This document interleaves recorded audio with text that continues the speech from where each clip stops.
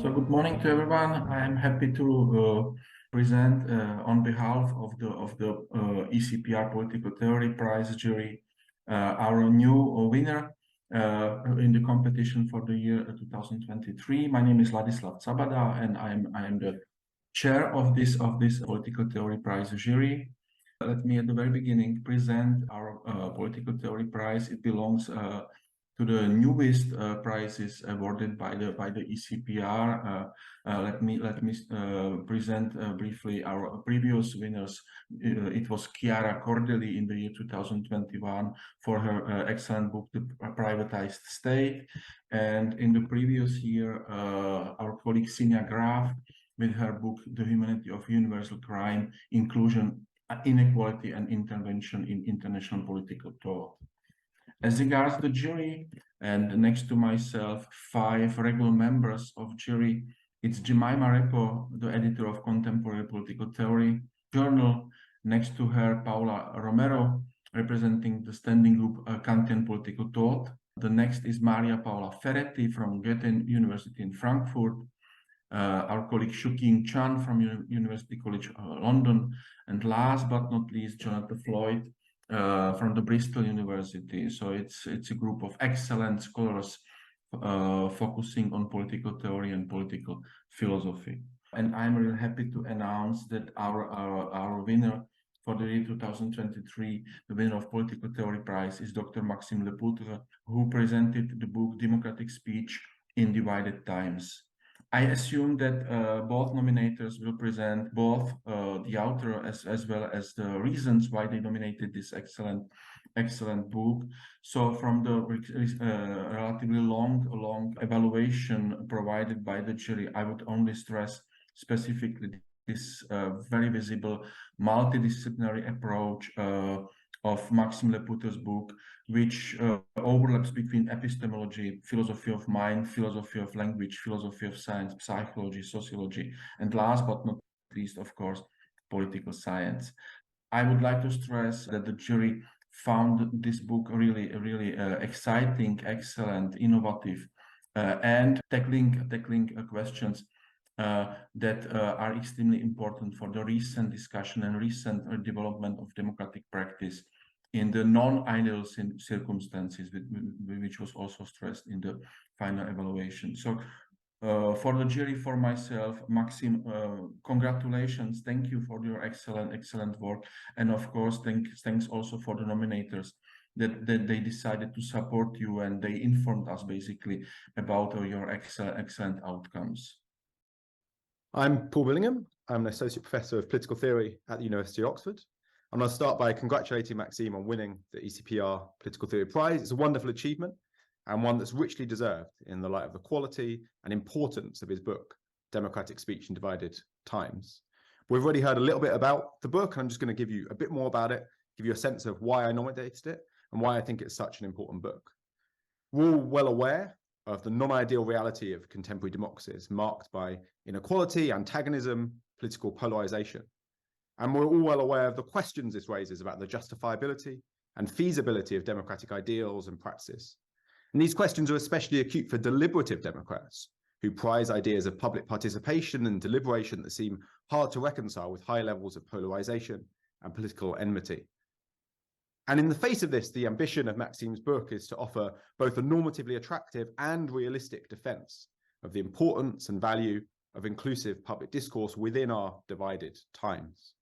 He shows that such discourse can serve crucial normative functions even under non-ideal circumstances, and indeed that many of those circumstances present less an obstacle than we might have thought, and can even be overcome through appropriate discursive norms as well as wise public policy.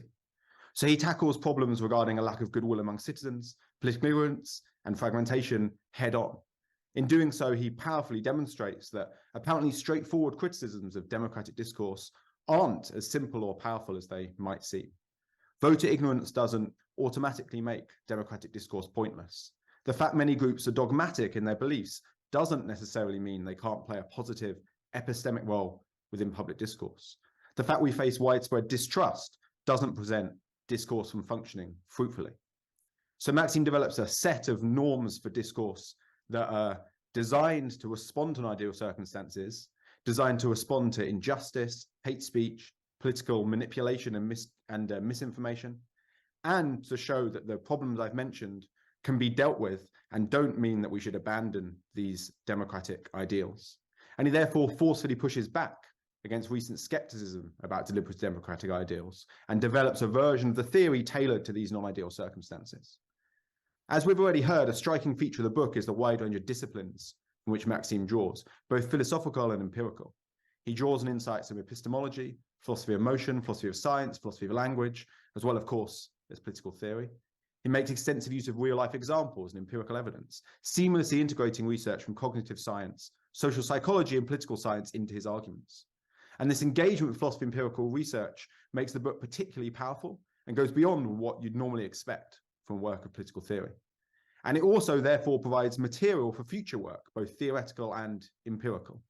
Many political theorists want to engage with Maxime's important normative arguments. But Maxime also sees part of the role that political theorists play as identifying relevant, normatively informed empirical hypotheses, which can be tested by social scientists. And true to that ambition, the book is just full of insightful hypotheses regarding the functioning of public discourse in non-ideal circumstances that are ripe for future empirical investigation. There's much more I could say about the book and its many virtues, but I hope that these remarks have given you a sense of its importance and quality, why it should and deserves to get widespread engagement, and why it's a worthy winner of the Political Theory Prize from the ECPR.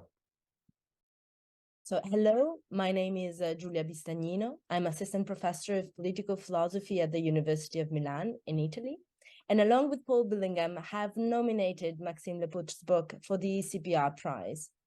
I am extremely happy not only that the jury has awarded this important prize to Lepoutre's democratic speech in divided times, but also to have the opportunity to explain some of the reasons why I think the book is an outstanding and exceptional contribution to the field of normative political theory.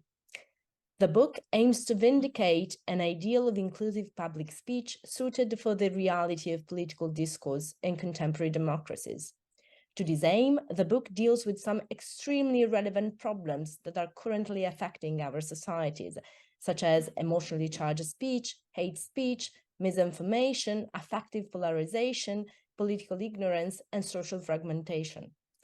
The book touches upon so many hotly debated issues and complex problems that its relevance and its ability to put its finger on urgent political matters cannot be overstated.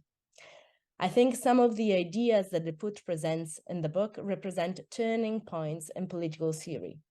Just to make a quick example, Lepoutre's considerations about why we should take rhetoric, persuasion, and emotive narratives seriously and not just dismiss them as deficient as in traditional ideals of deliberative democracy and public reason marks a fundamental change in the debate which cannot be ignored. Another example concerns how the book tackles the problems of affective polarization, political ignorance, and social fragmentation from a truly political and democratic perspective. Usually these phenomena are seen as dramatic threats to democracy, which is often presented as a system that just cannot survive if citizens are partisans and ignorant about political matters. Lepoutre shows how such perspective neglects the role played by inequalities and injustices in the deterioration of democratic procedures and discourse. Indeed, one of the most important merits of the book is to offer compelling reasons to think that social and political identities, partisanship, and group cognitions are not evils in themselves.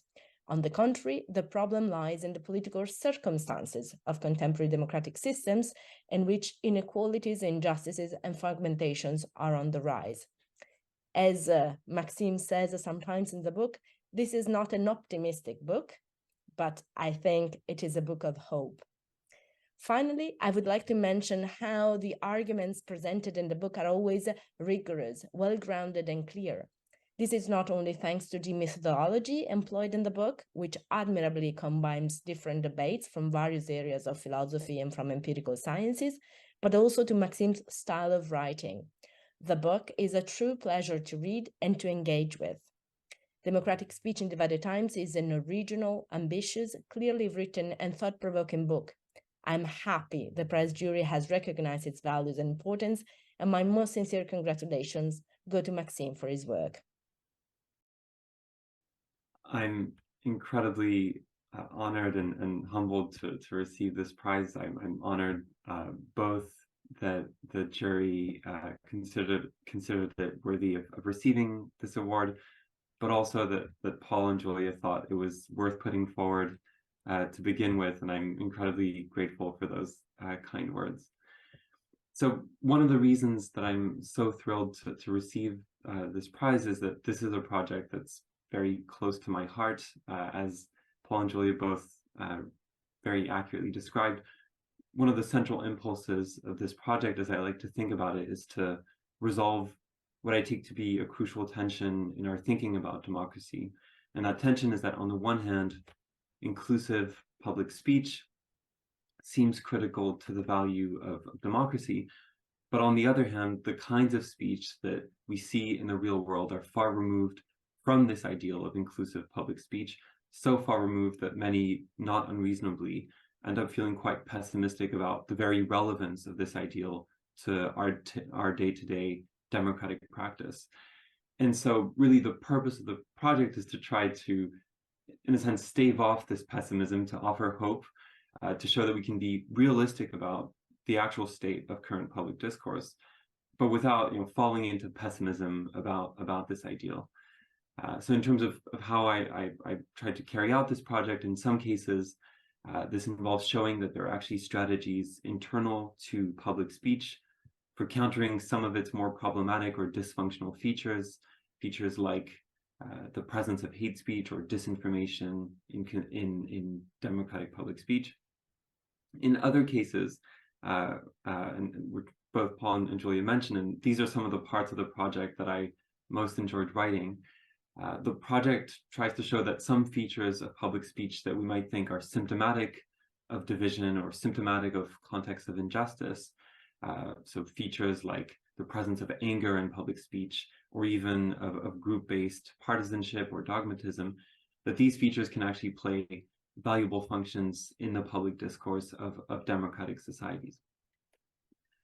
Now, I do think that there's a lot more work to be done within this broad project beyond what is in the book, and so this is something that I'm continuing to work on.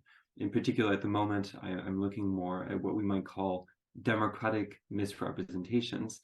And so the thought behind this project is that we know that falsehoods or misrepresentations can be extremely damaging to democratic public speech. This is something that I explore in the book in some detail. But many misrepresentations and falsehoods seem a lot more benign. And in some cases, they actually play a part in performing core functions of democratic speech. So these are functions like helping to mobilize social movements in the service of just causes, helping to counter some of the harms associated with hate speech, helping to communicate scientific results more effectively in contexts that are hostile to scientific expertise.